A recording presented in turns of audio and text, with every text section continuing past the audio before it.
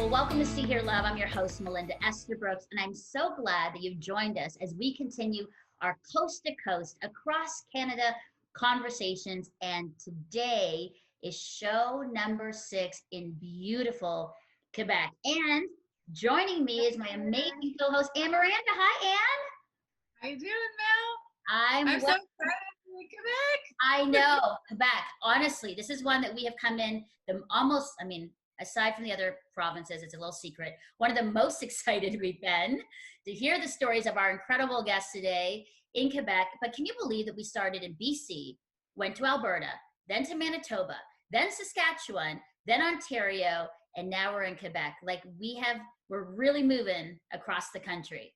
How are you feeling?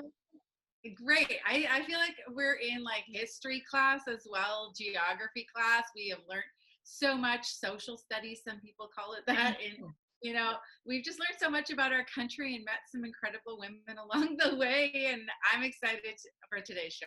I know. And you know what? I think we're going to learn a lot about Quebec today. And so I want to get started right away because you're going to be introducing our incredible special guests today. So Anne, go for it. I want to hear all about them. Right, we're going to start with Katrien. We were at a conference together, and that's how we connected. And I would love you to introduce yourself to our guests and tell us which part of Quebec you are from. So my name is Katrien indeed. I was born in Belgium. I grew up in France. I've been living in Quebec in the city of Montreal for 4 years now, since 2016. I'm a consultant in international law, but I also teach the Bible. I've been married for a year. I'm passionate about my husband and tea. I love that about tea. What's your favorite tea? Green tea.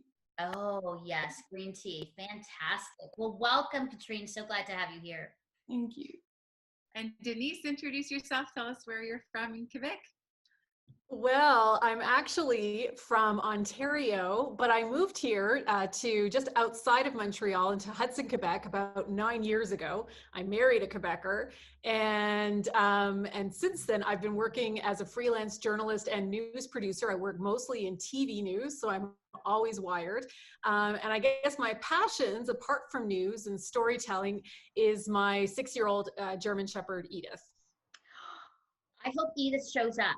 I hope she may during the show. She may. She will not be denied. Okay. Welcome, Denise. It's so good to have you here with us. And Elisabeth, tell us about you. Hi, I'm Elisabeth. I'm 26 years old, and I'm from a small town called Trois-Rivières. It's actually the 3rd oldest city in Canada. And I've been living in Montreal for 8 years now. I work as a translator from French to English and English to French. And yeah, I'm passionate about theology, about biblical counseling, justice, prayer. I'm absolutely in love with my local church in Montreal and its vision of spreading the gospel in the city. Keep myself busy with discipling teenage girls and visiting my family. Yep. Powerhouse young woman we got on board here today. I know we're going to learn a lot from you, Elisabeth, so that's fantastic. Welcome. Thank you. So wonderful. And Daria, introduce yourself. Tell us where you're from in Quebec. Yes, I'm Daria. I'm not quite as young as Elisabeth, but I'm from Vaudreuil-Dorion, which is a fast-growing city just off the island of Montreal, so at the west end of the island before you drive on. That's where I live. I've lived here for 10 years, and I'm married to Matt, and we have a 5-year-old son. Who I've managed to get out of the house, but we might see my dog Kramer, who might come join us at some point. And I lead the West Island Network, which is a network of churches working together for the good of the city. So I get to be really involved with church and community and ministry, and I also co-facilitate our poverty reduction and social inclusion roundtable in the city. So very involved in community and church. Wow. Okay, Anne, we've got some dynamic women with us. I'm not saying anything. They're all going to do the show today. Amazing. I can't wait to hear from you all. But before we do, we've got to get some Quebec trivia. So I'm going to ask a question, and the first person to raise their hand, I'm going to call on you, and we'll see if you know your province. Are you ready? Some may be easy, some might be harder. First one. What flower is on the Quebec coat of arms? Your provincial flower. Oh, Elisabeth? It is? I'm not sure the English name, but in French we call it the fleur de lys, which is, well, I guess it's a lily. That's it. Ding, ding, ding, ding, ding. You That are was like logical. correct. You are correct. Fleur de lis. So, okay, perfect. Okay, second question. Quebec comes from the Algonquin word Quebec, meaning what? What does Quebec mean? From the Algonquin word. Anybody? No? No?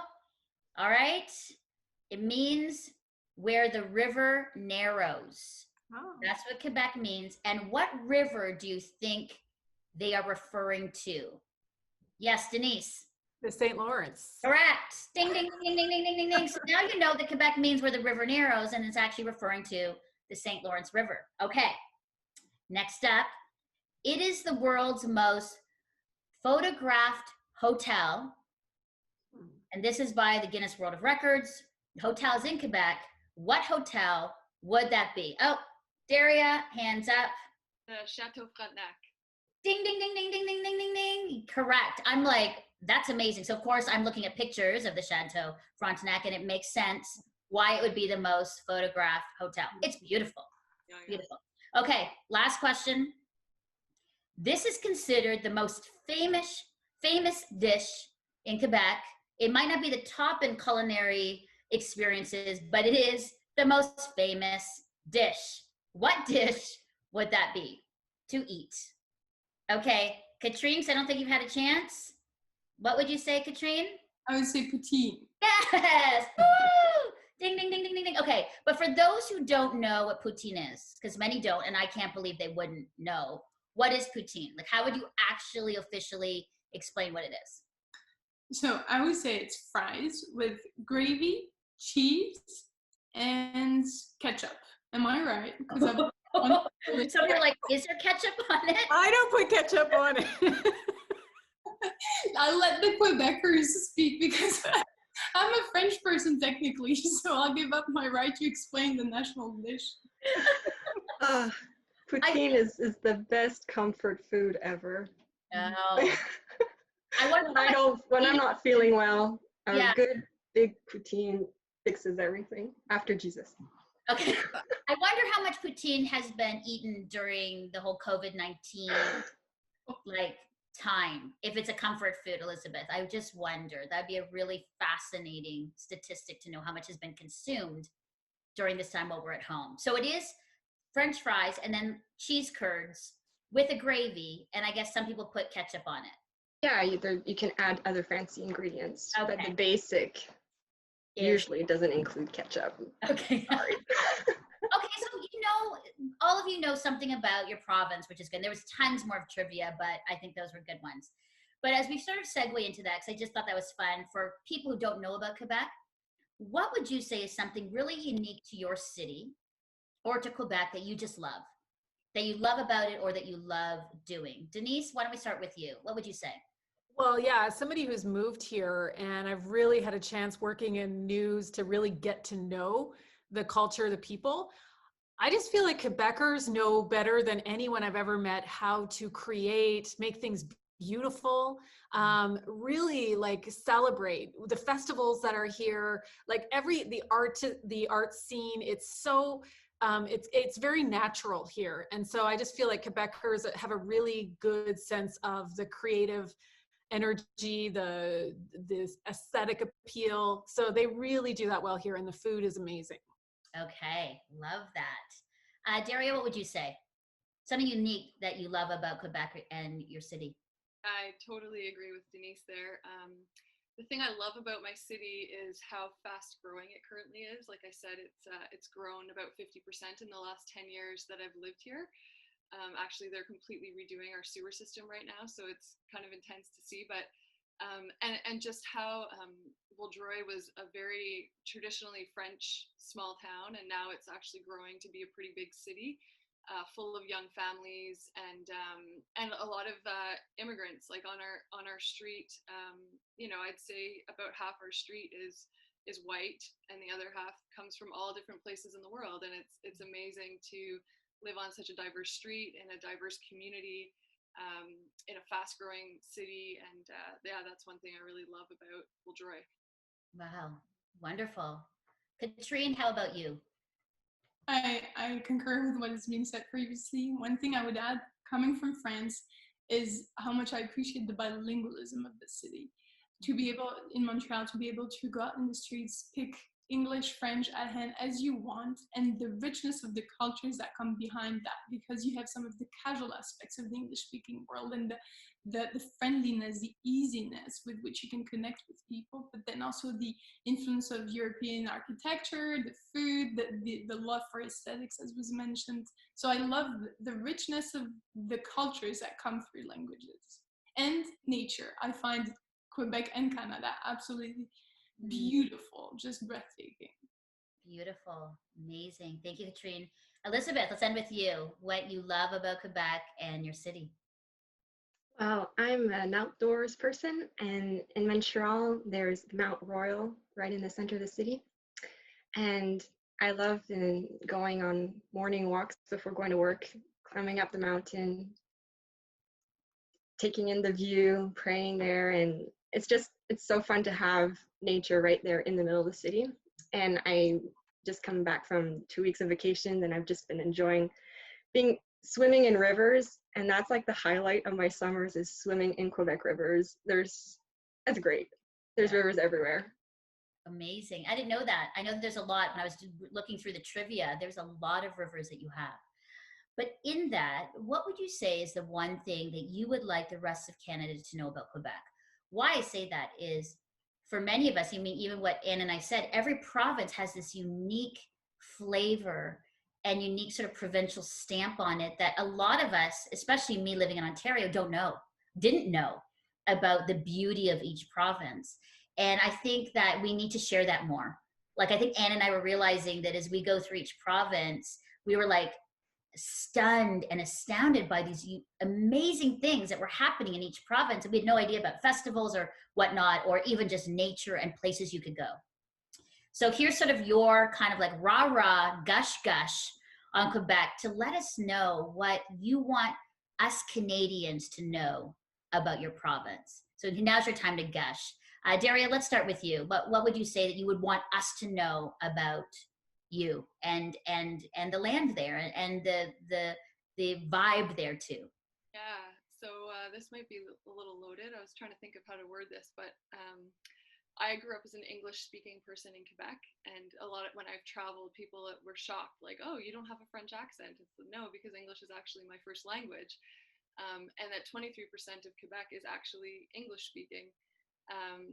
So there is that component, and there's also been, I feel like, historically a bit of division between the French and the English, and I feel like right now, and I don't know if it's just me, but I feel like that divide is closing. I feel like, as kids, my son is going to start in kindergarten next year, and I'm excited that his school is going to be 93% French, and that he's going to be learning French. And I want him to grow up bilingual, where I feel like I was raised where, no, you are English and you're going to be raised English. And this next generation is raising their kids to be bilingual and love both cultures and be united and be French and English, especially for the English people anyway, like this importance of the unity and togetherness that I've really I find healing and great for our province. That actually gave me goosies. In that's encouraging, because I've always thought there was such a divisiveness between French and English. That's what we always sort of assumed, or we heard, or taught, however we outside of Quebec knew. And so that's really very encouraging to hear that maybe that divide is not so sort of stark and so real as it used to be. Yeah, I think it's getting a lot better. Yeah, that's amazing. Great news. Thank you. Katrien, your thoughts about that? What you want Canada to know, or the world to know, about Quebec? I'll take my background. I've been living in France most of my life, and Quebec has an extraordinary influence in the French Christian-speaking world. A lot of ministries are grown here, and then go back to France and the French-speaking world in general in Africa. a lot of the digital platforms, the podcasts, the broadcasts, the TV, the French TVs in the Christian world are actually locally based in Quebec. So it's extraordinary to think how much of a blessing Quebec is to the French-speaking world in Christian circles. And it's one of the reasons I came to Quebec, to beneficiate from that richness and be able to contribute. Oh, more goosies. And when I say goosies, it's like goosebumps. I'm like, that's amazing. I didn't know that. I think a lot of people didn't know that, or don't know that a lot of that the work is, and like you're saying, media or broadcast is in Quebec for French speaking. I was living in Paris. Most of my friends would know most of the big names of Quebec's pastors or preachers, and we would listen to them regularly. Wow, that's amazing. Thank you for sharing that. That's really encouraging. Thank you. Elisabeth, your thoughts? Yeah, I actually had poutine on my list, but I'll skip that part. I'm so encouraged to hear what Daria and Katrien have shared. It's really nice to hear. I would like to mention something that might be a bit heavy too, but a lot of people I've met elsewhere in Canada or from the States didn't know this, but that Quebec is really one of the biggest mission fields in North America, if not the biggest. Less than 1% committed evangelical Christians here. And it's among the top provinces for hard things like suicide, divorces, abortion. It's not the only one, but it's among the top. And Montreal, it's a hub for human trafficking in North America. Pornhub is headquartered in Montreal. It's a needy place. The people here are great, but they need hope. And I like to remind people that we need the gospel here. Mm-hmm. That's good. Thank you for that. I think that's a good reminder, because sometimes we don't know, we assume other places, and yet what you're saying, it's like basically a province away or right at our doorstep that these things are happening.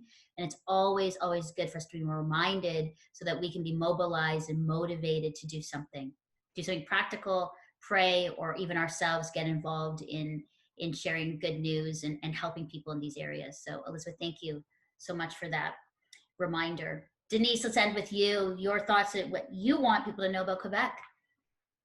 Yeah, it's not a scary place.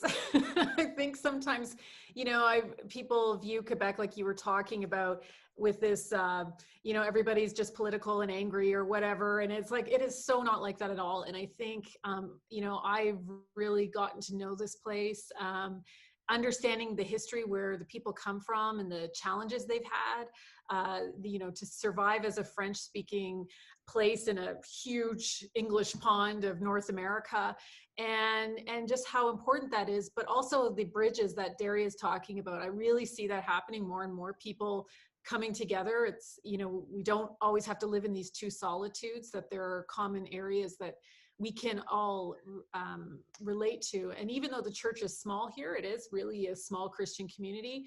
I think it's a hearty community, because people are the minority of the minority of the minorities. So that's something I've learned coming here. Thank you so much.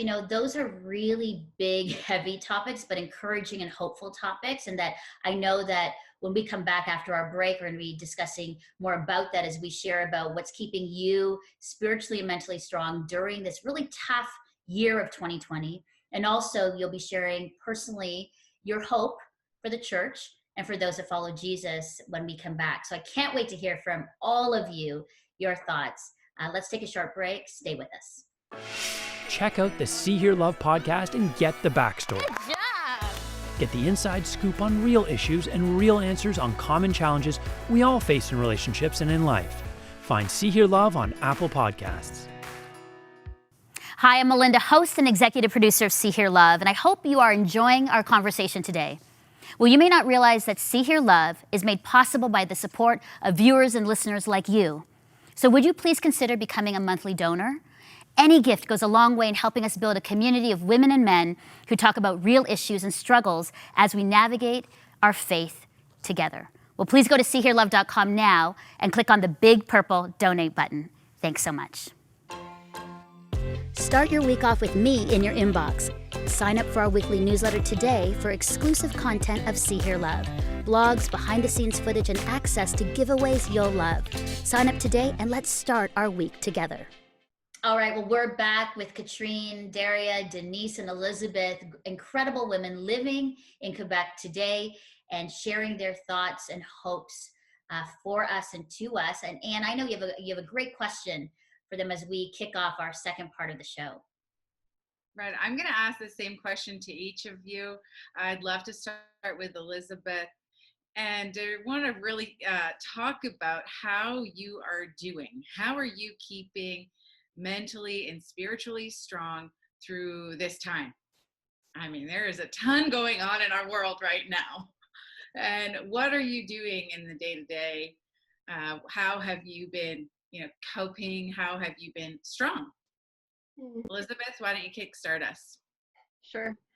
Well, when COVID hit here, I was living in Montreal, and my whole family's in Trois-Rivières, my hometown. And I have several people with whose health they're at risk. So I couldn't bear the thought of being away if anything happened. So I currently staying at my parents' place, and they have adopted 2 little handicapped babies. And so it's been great to be here, but it's been very challenging as well to be all together, a lot of action, a lot of needs as well. And it's been a bit of a hard blow for me to see, like, I find the pandemic and the confinement has just highlighted and may come out of me like the ugly side. And it's been such a hard blow to face that and to see how far I am from what I hoped I was, but in the same time, how good God is amid it all.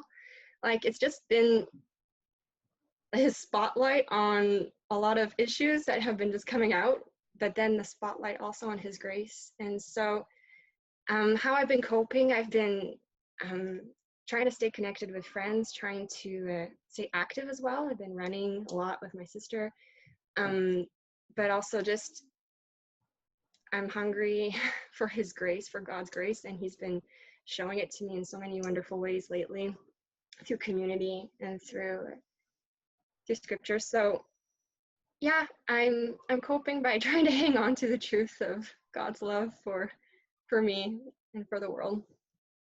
Them being like so vulnerable and so honest. So thank you for that. And I know that you're incredibly young, but yet so intuitive to who you are and the people around you. I mean, Daria, you are entering into people's stories on the daily with like the church network, and there's so much. I just want to unpack, what you actually do.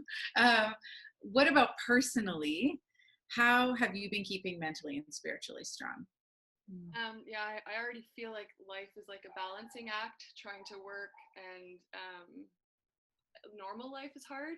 So COVID kind of just put it into an extra hard balancing act where I've definitely fallen off the beam a few times, trying to do that well. Yeah, work, like when COVID hit, work just got crazy intense with trying to figure out needs in the community, helping church engage, leading our poverty reduction roundtable, figuring out the needs. It was just crazy. I realized a few months in that this is not just, I can't live in crisis mode forever, and that this is going to be new normal, and that means I need to take a few days vacation and figure out what life is going to look like. I actually go on vacation again tomorrow, so I'm currently trying to get myself ready, like stop working. So today has been a crazy day. And I think I wake up some days and I tell my husband, like, I don't know what's wrong with me. I'm just depressed. And he tells me to either go exercise or journal. And usually that helps. But yeah, there's definitely been some really hard days. And like I said, exercising, journaling. I've also been listening to an app called Lectio 365, 24/7 prayer, put it out. So some days when I just feel like I don't have anything in me, I lie on my bed and listen to that Lectio 365, which brings me back into my priorities and focus. And yeah, I think, it's every day is kind of different, and it's learning to live that balance. That's good. That's beautiful. Thank you for that resource. And we'll end up posting that somewhere, because that's really the word of God, just like refreshing our minds, renewing our minds. I mean, there's a lot going on in our world. And sometimes we're like, am I normal? Am I going through this stuff? You know, am I by myself? I feel like so alone. And so, Denise, what have you been doing, you know, to keep yourself both mentally, spiritually strong? And yes, there's COVID. There's so much social unrest. There's so much political unrest, and you love to enter into the story and tell that story. So sometimes you have access to story that other people may not have, and then you retell it. So how do you keep yourself strong in the midst of everything? Well, I think it's like what Daria was saying, you have to turn off sometimes because it is overwhelming. And I remember when the pandemic started, I was actually, you know, news is considered an essential business. So we were open and there was a great need for me to come in and fill in for people, do things. And so it was very busy actually at the beginning. And it was actually for people who are, you know, journalists, this was kind of a rush, you know, because it's like the biggest thing that's ever happened in our generation. So you're covering this and you're trying to understand what's going on. And I feel like now it's funny if when you go in the newsroom or if you go some of these places, there's the adrenaline's definitely worn off and people are exhausted. And it's really, I'm sensing there's just a collective exhaustion going on around us. And I myself feel that at times. And so what I try and do is I know I'm fortunate to live in nature, so I definitely take advantage of that. Having a dog, you have to get your dog walked every morning, and we take long walks with Edith, and you know, and that really helps me because it's a daily routine I can keep. And another thing that's been helpful for me is to look at it day by day. And I realize, like, my husband's wise. He said to me in the beginning of this, he's like, this is a marathon. It's not going to be over anytime soon. We don't even know when where the end of the tunnel is on this. So we have to really live day by day. And that's so hard for me to do, to live, not always thinking about the future, not always thinking about the past, but to just try and live here and now. It's very hard. So that's one of the challenges I've had. And I think just really living simply has helped to kind of deal with the ongoing craziness that's around us. Wow, good. Yes, so great, so wise. Katrien, what about your experience? Tell us how you've been keeping mentally and spiritually strong during this time. What has been helping me is when it's the word season. I think of Paul when he writes to the Philippians and he says, I've learned the secret of being content in any situation. Or I think of the Israelites in the deserts and they're leaving Egypt, and there could be the temptation to go back to what has been known, to what felt known, or to want to be in the promised land already. But God is doing something in them of embracing the season, embracing the way through which he takes them. And so we've been married for a year. We were planning on doing our honeymoon this summer. We were planning, my husband is from Cameroon, I'm from France. We were planning to travel all over. So that's not happening anytime soon. And so the tendency at first would be to hope to go back to normal. I've heard that a lot, go back to normal. But then I've been working on this is normal in the sense it's present, it's what we live with. So I've been trying to embrace the season, and instead of trying to escape it, to either go back to what was known or already to what is to come, to pray and let God tell me, what are you doing in this season in my life? What is it that you're doing now? And I heard, or I felt, this is a forced Sabbath. So instead of traveling the world, you'll be here, you'll be working on your marriage, you'll be laying foundations, you love and enjoy the rituals and the rhythms I'm putting in place for your married life. So it's been a lot about embracing the season and finding that rhythm, and a lot of reading, a lot of walking with my husband, speaking, and just being rooted and find how we root those two cultures together in Quebec, which is yet another culture. Wow, that is so good. You know, to all of you, I really appreciate the honesty about your experience during COVID-19. And for many, just so that you know, in all the provinces that we have talked to, it's been the same. You know, exhaustion, depression, knowing it's a marathon, being honest about it, nature, walks, running, prayer, journaling, all these things. And so it's been encouraging that it's kind of like a thread that we all get it. It's a lot about choosing then to do it. Like what we know we need to do, then doing it, versus sort of like sitting there and in our head we know, but we don't do it. So thank you for that. That's really encouraging. I think for a lot of women, those really sort of clear sort of tips and things you're doing are really going to help them. I want to now transition into this question, because I think it's an important question for you, especially as followers of Jesus and those that are working in so many different areas where you're impacting and influencing people. I want some hopeful thoughts too. You know, what are your thoughts on the hope of the church? When I talk about church, it's not necessarily the institution, but the people that are within the church. And as followers of Jesus, what is the hope? What is your hope for loving our neighbor, inclusion, getting through this together? I think I just want to hear from you and your own experience.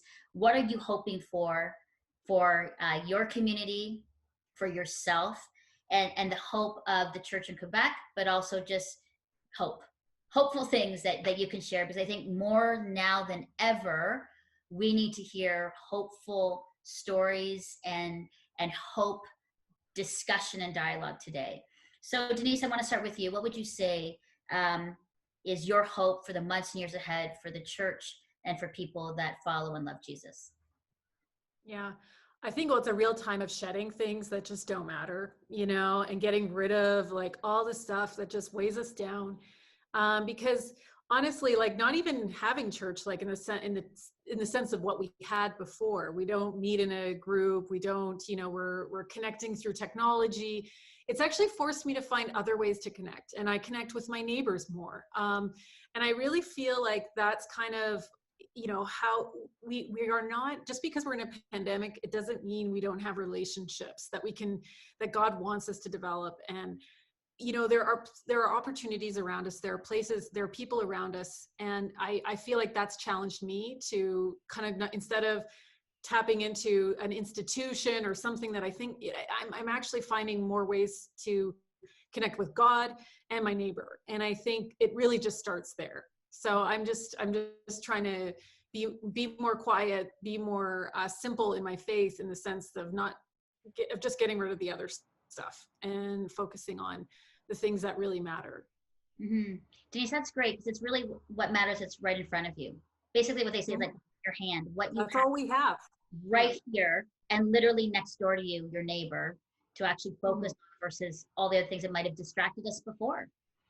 So keep it simple. I love it. Keep it simple, and what God has placed and given to you right here. I love it. That's brilliant. I love it. Thanks, Denise. Daria, your thoughts on that? The hope that you have for the church, and especially the work that you're doing. I mean, you're connected with all kinds of churches. What are your thoughts for this question? Yeah, so I've lately been reminded of a quote by Ray Bakke, who is one of my academic mentors, that says, we Christians are the only people who could truly discuss the salvation of souls and the rebuilding of city sewer systems in the same sentence. And I guess what that reminds me of is this idea of saving grace and common grace. And of course, we talk a lot about saving grace, but part of our role as Christians, I think, is to care about our communities, to love our neighbors, and just the common grace of our cities. Like, cities are an amazing place where people find refuge and hope. And so how do we as the church care for our cities? And I find a lot of hope in the West Island Network that I get to work with, and the way they've come together. We started a project trying to identify hidden poverty and reduce it in the West Island. And we came up with a project at Christmas. We were going to call it Love Your Neighbors. And we collaborated with our Poverty Reduction Roundtable and a bunch of community organizations. And the first week of COVID, we were actually supposed to all get together and come up with the top 10 ways to love our neighbors. As many churches and many community organizations vary together. And we actually came up with the top 10 ways to love our neighbors during COVID-19. We had to quickly pivot and change that. And so we've been working at that together with the community as churches, and really just trying to serve our cities through this time. And I mean, I guess my hope is that churches would continue to grow in that, and they are growing in that, and just this love for neighbor, this love for neighborhoods, and knowing your neighborhood, knowing your city, and serving and loving it with common grace. That's wonderful. And isn't it interesting that there's a time now where we're kind of like 5 months out of COVID, or not even out, we're in COVID. And at first it was like all the negative things that it was causing, and there was some really devastating things that have happened. But what was interesting is people started thinking of creative ways, and all of a sudden saying, oh, wait a second, maybe this is an opportunity for us to really love our neighborhood and the people that are around us and the people that are with us and the people that we see every day, which is always kind of like looking out, when actually we should be looking maybe a little closer to where God has put us and in the spaces that we are, and to be present in those places. So that's really hopeful news. And I'm encouraged for the work that you're doing, Daria, working with churches. So we'll be praying for you and cheering you on as you continue to motivate and sort of like collaborate with these churches to do the good work of neighborhood love, right? And loving our neighbor. So thank you for that. Fantastic. Katrien, for you, your hope for the church and for those that follow Jesus. Using the idea of embracing the season again. I think this is such an opportunity for the church to not necessarily want to go back to the way things were doing before. A bit like Denise was saying, very much like Denise was saying, the words that I've been pondering were, if I use corporate language, I would say auditing. If I use biblical language, I'd say pruning. But this is such a time to take stock of what we've been doing. Is it essential or not? Is it what God wants us to be doing? And I think this is such a moment to ask God, what are you doing in this season for the church? What should we let go of, and what should we embrace? And I think very much, as she said, going back to simplicity and essential things. And I think community. And I've always been a big promoter of small groups. And I think not small groups as in per se, it needs to look like that, but more the idea of, where do you do all the one another's of the Bible, the love one another, forgive one another, encourage one another, confess your sins to one another? And it's at that smallest unit of family, small group community. And so I hope the church embraces the audit time and season that's given to it, and seeks that essential aspect of community and loving one another. Yes. Amen. Amen, sister. Absolutely. 100% agreed. I think you're right on. Fantastic. Thank you, Katrien. Elisabeth, one with you. Your hope for the church. You love the church. You're a young sort of millennial that's got this passion. Let's end with you with your thoughts. Well, the girls said it all. But no, I agree.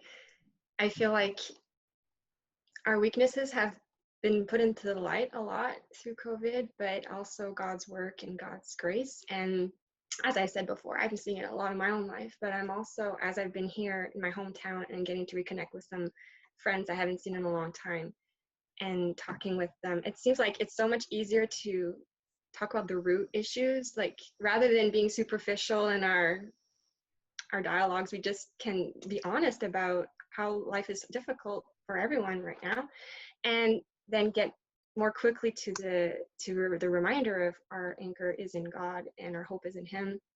And so I've had Christian friends here that I've reconnected with, and I see God is so much at work in their own personal lives and in their marriages and their own communities. But I find it easier in some ways somehow to connect with some of my non-Christian friends too, because the superficiality of life is no longer there. We're all in the same boat of struggling, but there's a hope that I can get to share. But I've also been seeing in my own church just how this pandemic has shaken our comfort zone, but has also led us to, as was mentioned, be creative in ways to connect with one another. And we, right in the first week, two friends and I, we had started this daily prayer meeting, and it was huge at the beginning. A lot of people were joining it, and then over time, we kind of get exhausted, as was mentioned, and it's been already 5 months. It's been a long time. So you see some people are getting tired of screens, and so the prayer meeting has been reducing. But then you also get to see that those who stay are those who really have it at heart. And so there's kind of like a pruning, like you mentioned, Katrien, and God is at work, and there is a beauty in the faithfulness in those who keep showing up, even when it's hard. And when we show up, God shows up too, and He does His work. And it's just been beautiful to see in my own church, in my friends' lives, and in my own life as well. Thank you. So, yeah, there's hope. Amazing. Well, and I appreciate that to all of you, Denise and Daria, Katrien, and Elisabeth, about hope. Because I think that we have to keep speaking that language and sharing hope. And hope, not just sharing it by words, but action and deed, as in being within the community, helping the cities, working in the city, cheering the city on, supporting local businesses and city. Like it really is that. And I think I'm hearing that more and more within my own friendship and influence about us really kind of like gathering and helping one another in our